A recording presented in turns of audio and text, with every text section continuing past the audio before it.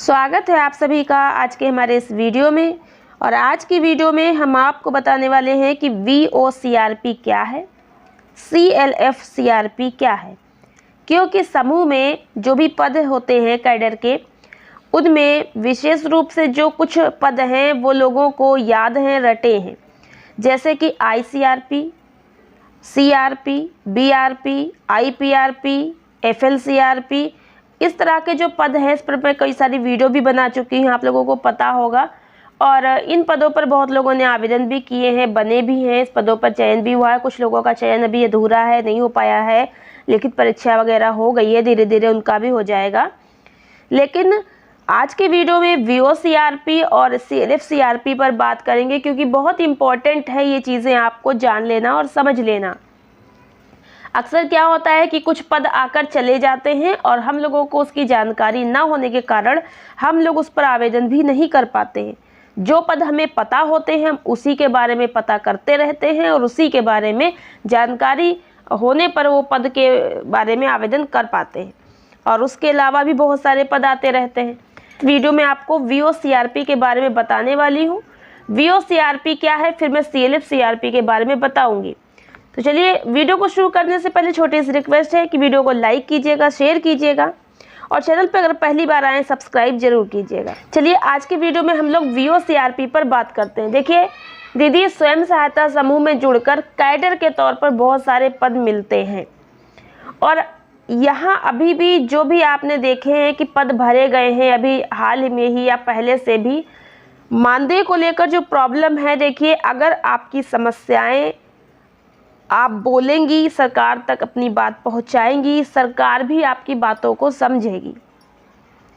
तो इसी सब परेशानियों को देखते हुए अभी हमने जल्दी ही वीडियो आप लोगों को दी थी कि जो अपने उत्तर प्रदेश के उप मुख्यमंत्री केशव प्रसाद मौर्य जी हैं, उनके द्वारा बताया गया कि पोर्टल लॉन्च कर दिया गया है। किस चीज़ का? मानदेय भुगतान का पोर्टल लॉन्च कर दिया गया है। और अब से स्वयं सहायता समूह के जो भी फंड का पैसा होगा, जो भी मानदेय का पैसा होगा, वो पोर्टल पर अपलोड होंगे कैडर और उन्हीं के खाते में सीधे जाएगा।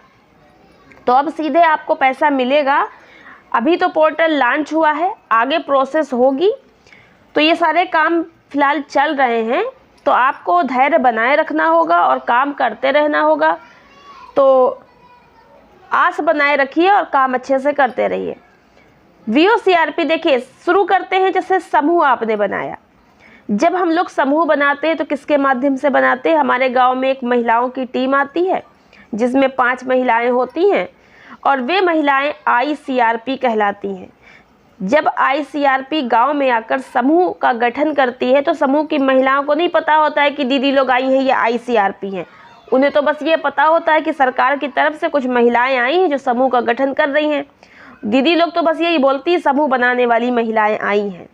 लेकिन वो जो समूह बनाने वाली महिलाएं होती हैं वो ICRP होती हैं।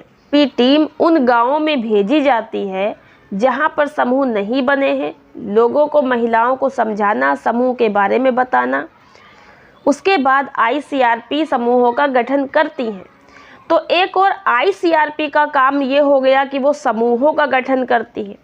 जब समूह 1 साल तक चल जाते हैं, 6 महीना 1 साल पुराने हो जाते हैं और उस गांव में कम से कम 5 समूह विधिवत बढ़िया चल रहे होते हैं, पंचसूत्र का पालन कर रहे होते हैं, तो उन 5 समूहों को जोड़कर एक ग्राम संगठन बनाया जाता है।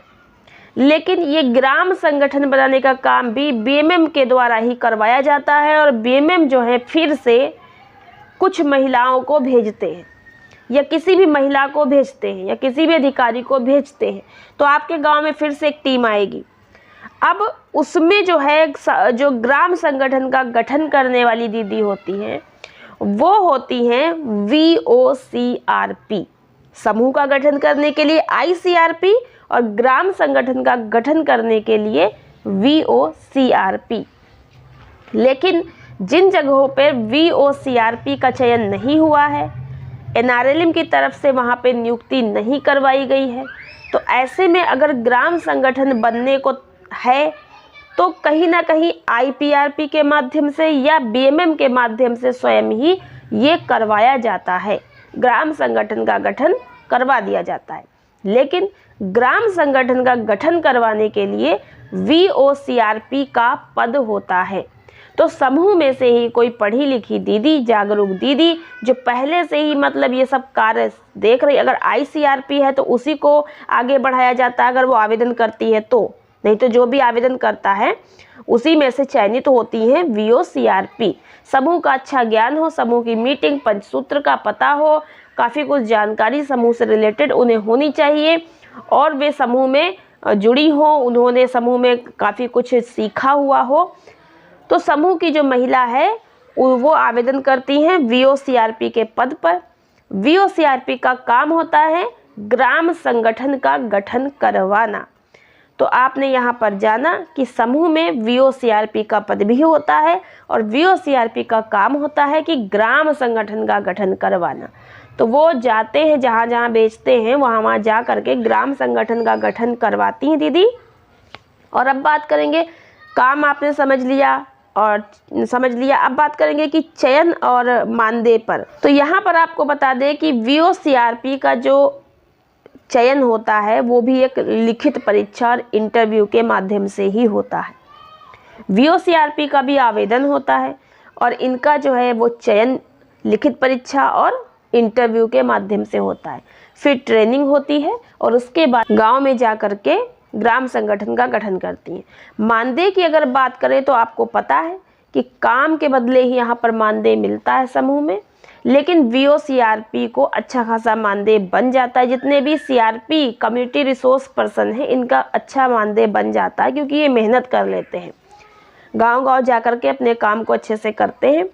अब कितने ग्राम संगठन बना रही हैं, किन किन गाँव में जा रही हैं, अगर ये अपने आसपास के गाँव में करती हैं तो इनको कम पैसा है, ज़िले पर करती हैं ज़्यादा पैसा, ज़िले से बाहर ज़्यादा पैसा है, राज्य स्तर पर ज़्यादा पैसा है, ठीक है, इस तरह से इनका पैसा बढ़ता है।